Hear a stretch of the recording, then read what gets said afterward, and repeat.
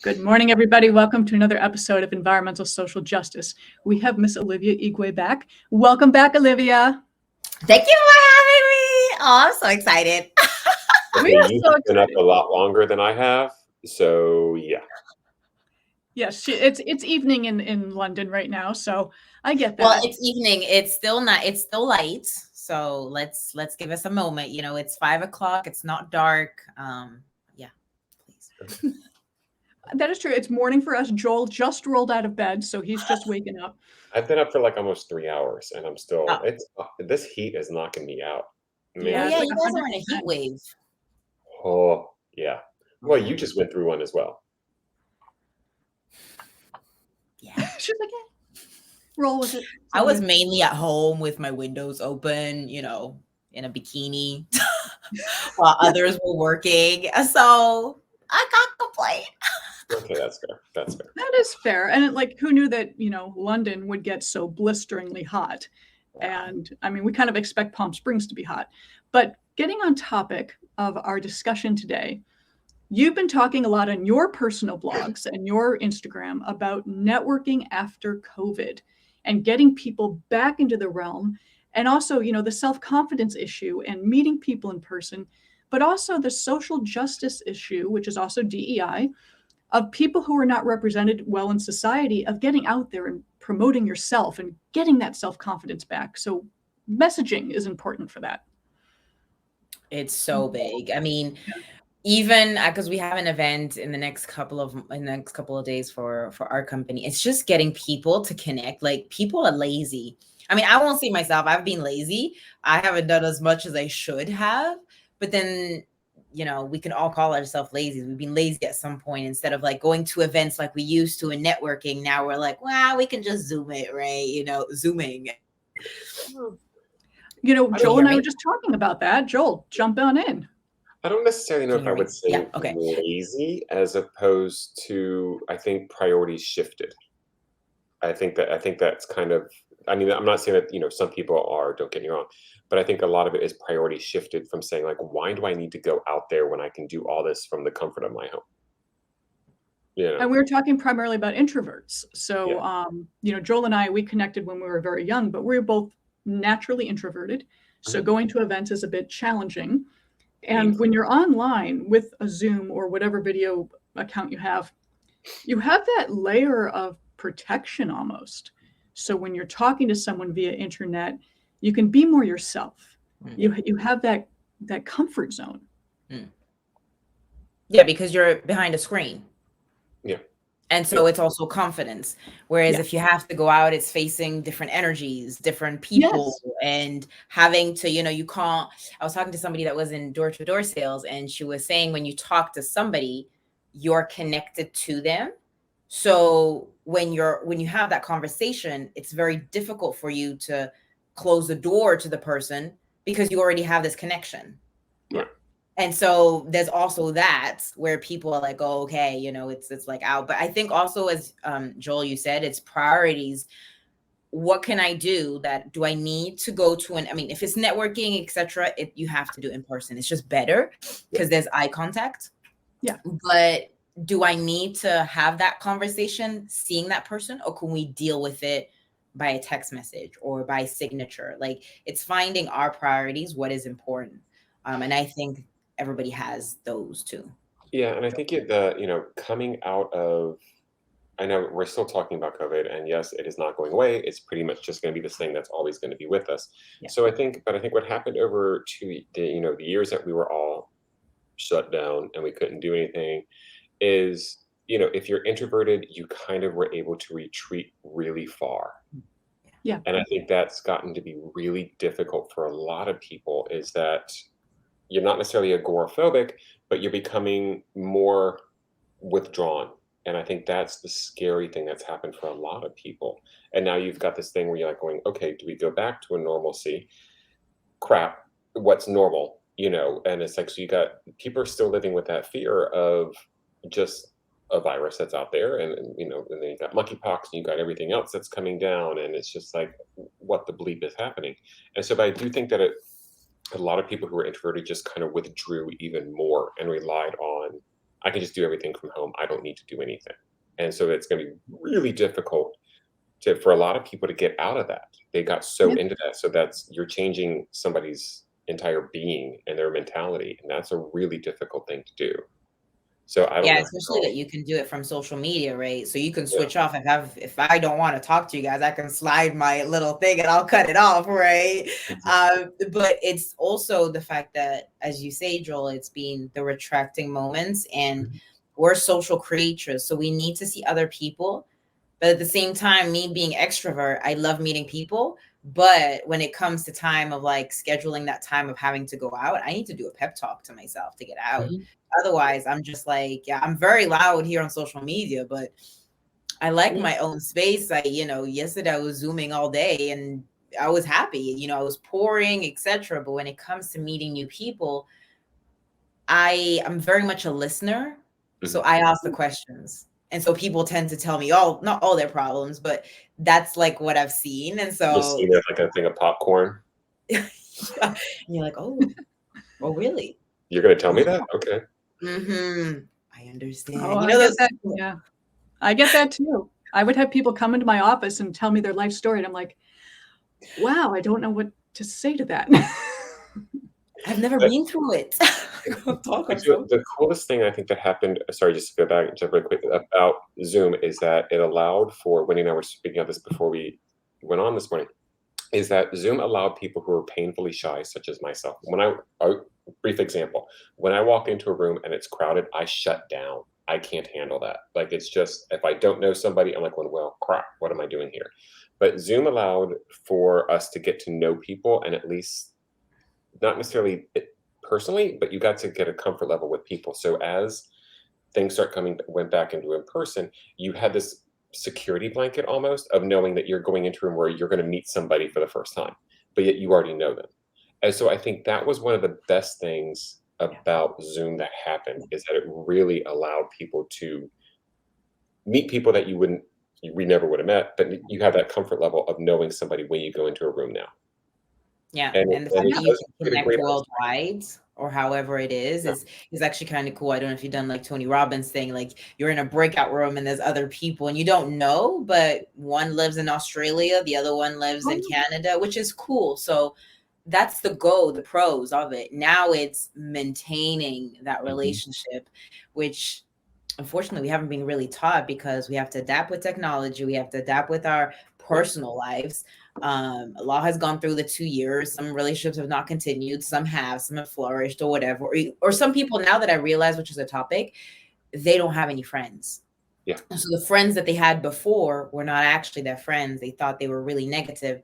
So it's finding that confidence in showing up as you. And I've realized the videos that I now are putting out, for me, it's just, it seems normal, but I realize people do still need help on how to talk. What is confidence? Confidence is simply holding yourself accountable to something you would do.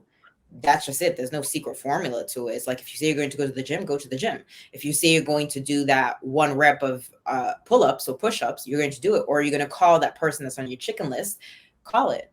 And then it's that, that growth thing, which I go through sometimes. So. Well, I mean, that's just human nature. I think we all go through that, and that's fine. It's perfectly fine. Sorry. No, I was just going to say the beauty of the whole Zoom thing, that, this got started because of the lockdown. The entire environmental social justice was created because there was nothing for us to do. We were stuck at home, and, I wanted to interact with people. But it also gave this Olivia, I would have never met you had it not been for the lockdown.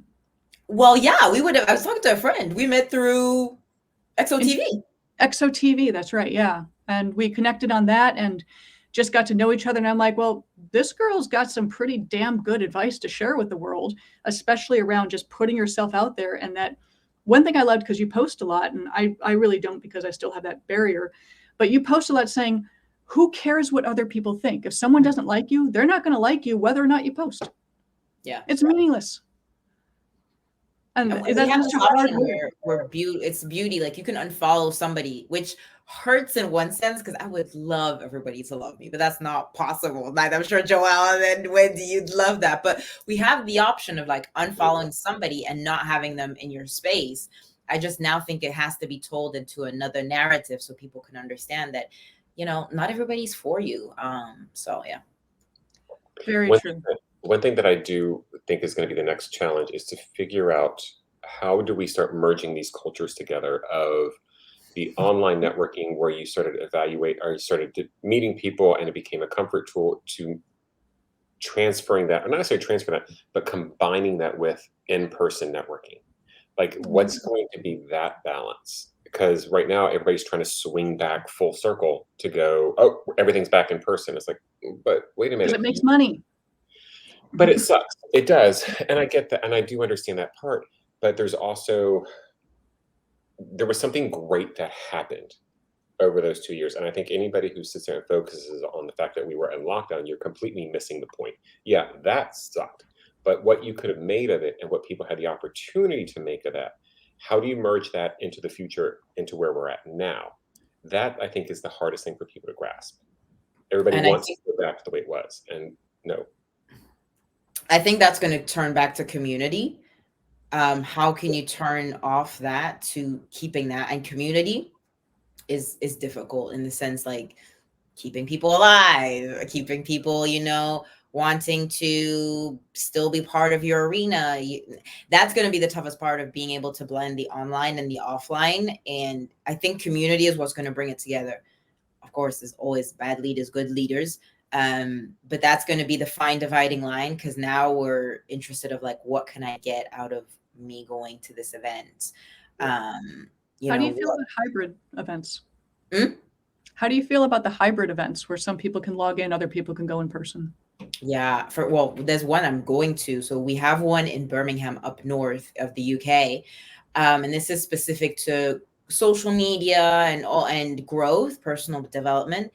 And yeah, people are not wanting to, but I know the thing is that if you go to in-person events, this community, you're going to meet people. You're probably going to get the aha because you're going to be full attention. Like my phone will be off. I can't, because if I'm here, I can have a call. I can go to the toilet. I can come back, you know, or I can bring my phone into the toilet and then like not have it on. Like I've done that before. So I'll put myself out there. I'm sure others have. I'm not the only one. You're not alone. I'm not alone. Okay. But I think in person, it changes the whole game because you're FOMO, fear of missing out. Yeah. And I'm not saying that, of course, if you're coming from the US for a UK event, now there are a few that are coming from the US. I just believe it's a leap of faith. And I don't know, every time I always try and get uncomfortable. It's not convenient for me to go to Birmingham, but I'm doing it to get out of my comfort zone. It's not, I have another event in Marbella. It's not convenient that it's in Marbella because I have old souvenirs over there. I don't want to go, but I know I have to get out of my comfort zone because I'll be able to tell a story. And I think that's when the confidence ties into community, confidence, and getting creative about doing something that will get you out of your comfort zone every single day. You know, I love the fact you brought up telling a story in comfort zone. So I have a story for you. I went to a dinner a few weeks ago. I was invited, you know, environmental experts, you know, networking. And it was a dinner at someone's home. And I was like, wow, this is nice. This is really a nice thing to be invited to. And I walk in and there's a room full of, you know, it was outdoors. So there's a bunch of people and panic attack immediately hit. I'm like, oh God, humans. And I just walked and said, hi, I'm Wendy. And they went, oh, hey. And went right back to talking to themselves. And I was like, ow. But then once food was served, everyone chatted, everyone talked, and everyone, you know, I think the food was that tie-in for everyone to start talking. Because for the first, I kid you not, 20 minutes, I stood there with a glass of wine like this. It was hard. It was so hard just to break the ice, because I walked in being like, hey guys, and they were like, yeah, okay. And getting past that hurdle. Wow. Congrats on you, first of all, for staying for the first 30 minutes. I would have probably pushed someone. That happens a lot. That happens a lot. Like at most events I go to is like the first half hour, I'm just kind of like trying to talk to somebody, anybody. But it is true that food and beverages is a place where people seem to be much more open. I don't know what it is. I mean, even if there's no alcohol, whatever, it's just, I think it's because you're sharing something that you can hold on to. So as the person is talking, you can still eat. Whereas if you don't have anything in your hands, I'm stuck with you and I can't move. Like, Well, there's also, that's finally one thing that every single person in that room has in common. yeah, food. Yeah. Wine. Yeah. Yeah, so I think that'll break down those whole barriers right there.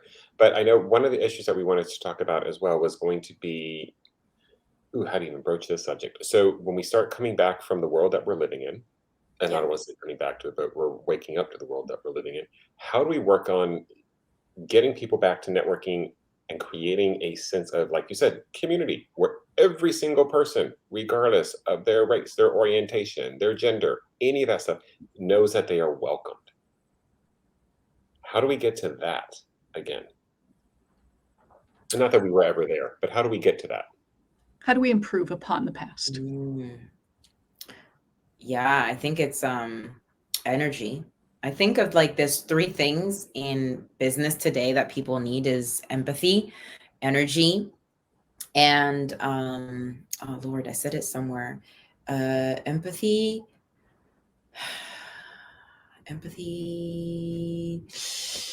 and probably evolution. Also, just like there's empathy is probably the biggest one because people want to be heard. And I think today in society we're not heard. I mean, gosh, we could go on for example, like, not that we're going to go into politics, but prime minister here, here in the UK, kettles and energy, there's no empathy right now. So I think that's going to be the biggest turning point. But there's also going to be something that we have to be able to stimulus, like keep our minds alert, because I've realized our attention span is like 0 to nothing. It's crazy. Like we're like frogs or mice or fish, goldfish, right? Goldfish. So like we don't Everything too. we don't remember. So we're going to have to do more attention on that aspect. That's for me, that's what I'm thinking of. In-person events, listening, having more time, creating more. I know I have to create, for example, more sweatshirts or things that people can have, like the BU t-shirts that they earn, things like that, where they feel that they're comfortable. That is one thing that definitely it's because my brain has to think all the time, basically. So that's my biggest hurdle, because my mind doesn't switch off, because I'm like, how can I make this better? Like it's constant. It doesn't stop. I also think mutual respect is important. People to and that's a lot of upbringing and how you're raised, is to be respectful of absolutely everybody in the room, regardless of who they are. I would probably go back to communication. I think today people don't know how to communicate their feelings. Like from a text message, they don't understand. And I'm like, okay, well, why don't we have a talk and realize that the pain was from another conversation that somebody had, and so was pouring the negative energy on that, when, well, had you just told me, I would have known. I think, communication and respect is the big that I realize, like, people don't know how to talk or won't talk. Well, I think we mentioned this before. It's hiding behind a screen, and I think, unfortunately, when you're reading a text message, you don't hear the tone. You don't get the inflection of the words that are being emphasized. None of that is there. So you're reading something, and somebody could just say, like, "Oh, what a day," and they're like, "Well, crap, what did I do to piss you off?" And they're like, "No, I'm just having issues. Like, it has nothing to do with you." And unfortunately, and then we all spiral, as opposed to picking up the phone and being like, "What's up?" Yeah. Key and Peele did a whole skit on that. It's absolutely fabulous what they did.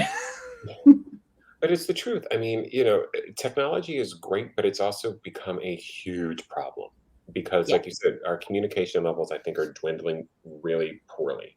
Really poorly. Yeah, that needs to be brought up. I mean, I can give a simple example. I posted a quote where it was, it's better to have influence than to impress, from Roger somebody.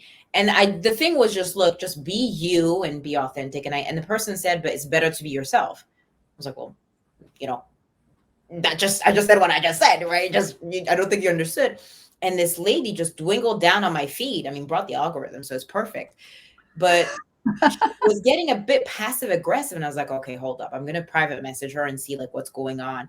And apparently it was somebody that had been her friend that wasn't her friend. And it just spiraled down onto her just wanting to prove a point, but she was misunderstood. And I interpreted as if she was aggressing me. And I'm like, I'm just proving a point here, but I had to go and check up on her.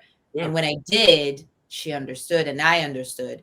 But then she didn't explain herself in the message. So, you know, yeah, it's the community, but everybody, I've realized from my generation to some that are older than me or even my age, I'm like, we've got to talk. It's Yes. we can't continue like this. Like, if you don't like it, okay. But I am not here. I think people don't have the thing is like, oh, but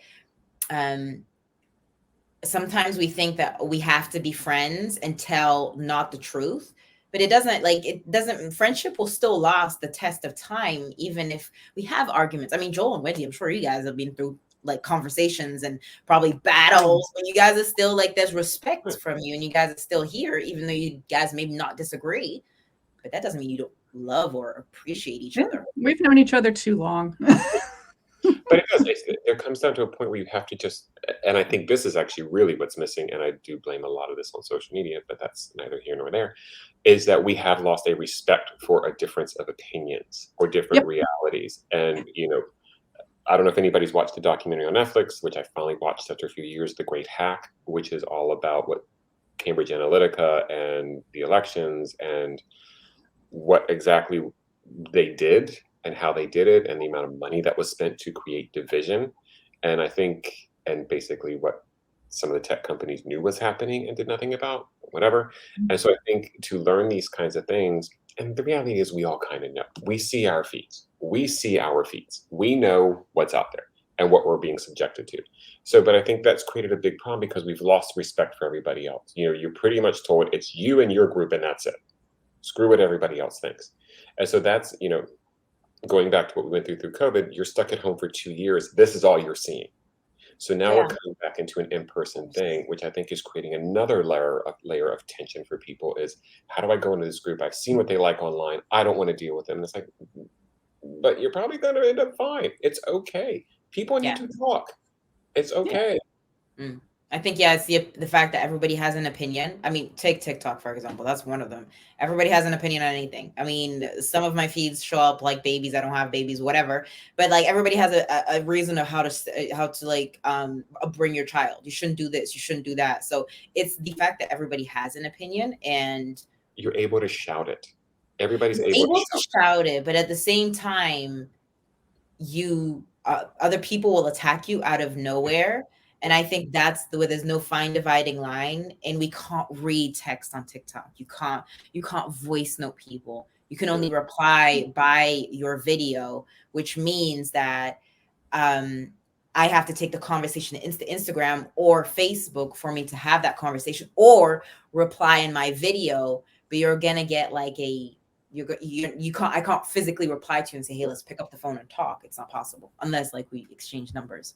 That's terrifying. So that is terrifying. That's very divisive, actually. That will pull people apart. Yeah, it is. It does. And it's really sad because, like Joel, as you said, it's okay to have an opinion. It's okay to share it. Doesn't mean we have to be, you know, against each other. And I think with the politics and the social media and the stuff, a lot of things, you know, a lot of money has been involved in stuff that, you know. Yeah, I mean, I heard this one story about a woman. She was on a flight and she had said that there was a child behind her. And for like the entire 3-hour flight, the kid was screaming and kicking on the seat. So she just went online and she posted, why can't we have a no children's flight? And it turned into a bloodbath. I saw that. People attacking. And I'm like, she's expressing her opinion. Like, what's the problem? Like, why are we yelling at this person because she's asking questions? Like, we can go stay at an adults only hotel, but that's neither here nor there. But I mean, so it's like people are allowed to just, social media is turning into a platform to yell. It was meant to connect, and it feels like it's just turning into a platform to attack. And you're able to do that. And these are things that I don't think people would be doing in person, because as we said before, you can hide behind the screen. Oh, because it's easier to comment on behind the screen when you can like just unbutton your, you know, just turn it off than to face the person in front, which that's the downside of, well, downside, yes or no, about having an opinion and sharing it where everybody, and it's funny because only people will talk about things or will comment on things that matter to them. So it's like, well, if you got nothing to say, I mean, we all three heard you got nothing to say, just shut your mouth. But that seems to not resonate in people right now. So I have one more question, because I know we're starting to end up on our time. But like, as we're coming out of this, and we've gone through that era of conflict where people were, stuck on social media, they're stuck on their Zoom, people started retreating into their corners, whether it's their beliefs and all this. What are some ways to get people to feel comfortable meeting some of these people that they think that they're not going to hate, but seeing them in person, or just getting back out there? Like, what do you think are some of the tips to do that? Okay, tips to do that definitely is in order to, it's to come with an intention. I posted this the other day, but I think it's an intention of what you want the person to remember you for. I know sometimes it goes like, okay, wow, we're going really like extreme, but it's true. What you want that person to remember you for, and maybe coming with, I know it comes like prepared as an interview, but go with questions that can have you stand out or can have you be different or differentiate you from others. Not that we're like, oh, she's better than the other. No, but just like in the limited of time where everybody's there, is there one thing that you can stand out of with like a question? Maybe it could be a perfume, an eau de cologne, or as I always talk, what kind of color can you wear that will literally, I don't know, Wendy, at that event you were wearing a red lipstick, but those small little details, or that maybe the clutch or whatever that you were wearing, can you have that stands out? And another thing that I'm probably old school too, but we're probably all three old school anyway. But when I meet people, I will shake their hands, but I'll shake their hands firmly, like not to show off like I'm better than you, but as I'm holding the hand, I am shaking your hand. So there's like that's something that I know I always like. I know in France we do like la bise, so right. But when I do meet people that I don't necessarily know, if I don't want to like be close to them, I'll just shake them and say, hey, hi, my name's Olivia, and I'll do the eye contact. That is one thing people don't do a lot lately, is when they're talking, they'll look everywhere else except like in your eyes. Yeah. I support the eye contact. That's very important. Yeah. And firm handshake, but the dead fish handshake is bad.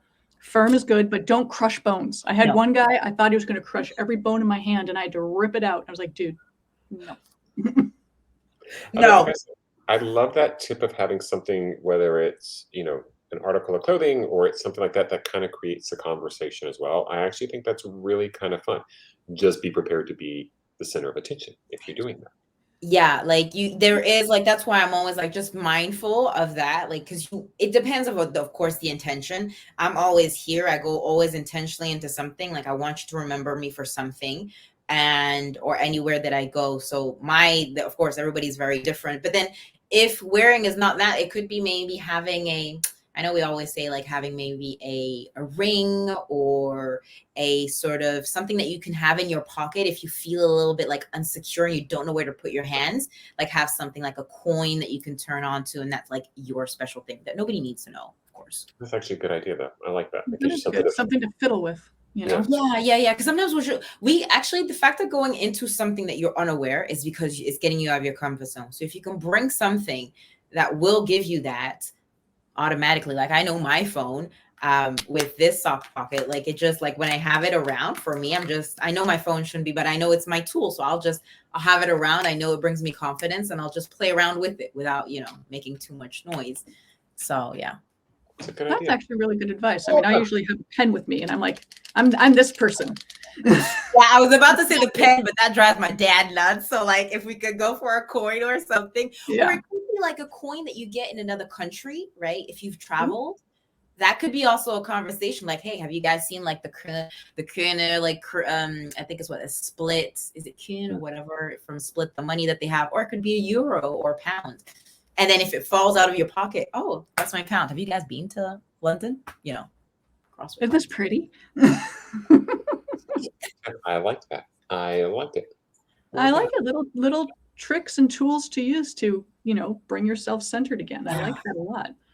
Well, thank you, Miss Olivia. This, as always, your effervescence is contagious. So we appreciate you coming on again. And guys, check out Olivia's Instagram page, her TikTok, her Facebook. She's everywhere. And really good advice on just self-confidence and just doing it. Just get out there, show up, be you, do you. It's in your shirt. Yeah, be you, do you. I mean, what's the alternative? I mean, is somebody going to eat you? Are you going to be eaten by a shark? Probably not. Never know.